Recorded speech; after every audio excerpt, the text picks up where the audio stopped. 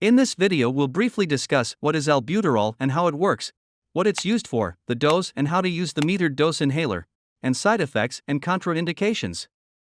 Albuterol, also known as salbutamol, is a short-acting bronchodilator.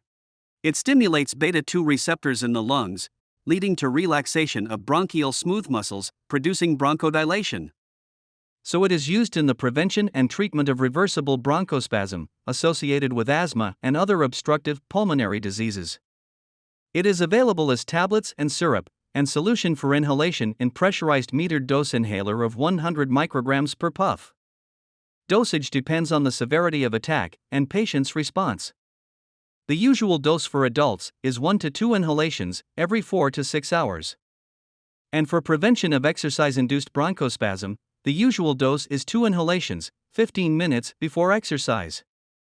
So let's talk about how to use albuterol inhalers, or any metered dose inhaler. First, remove the cap and shake the inhaler before using it. Then breathe out as completely as possible. Then place the lips tightly around the mouthpiece. And then inhale deeply while activating the inhaler, that means inhale and press at the same time. Then hold breath for 10 seconds before exhaling. In children under 6 years, elderly patients and patients with severe dyspnea, coordination between the hand and inhalation is very difficult, so in these cases, a spacer can be used to facilitate administration and improve the efficacy of treatment. So how to use it?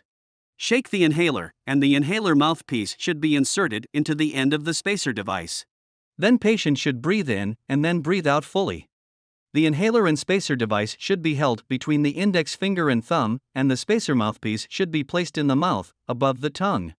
Then the patient should close their lips around the spacer device, or a mask can be used.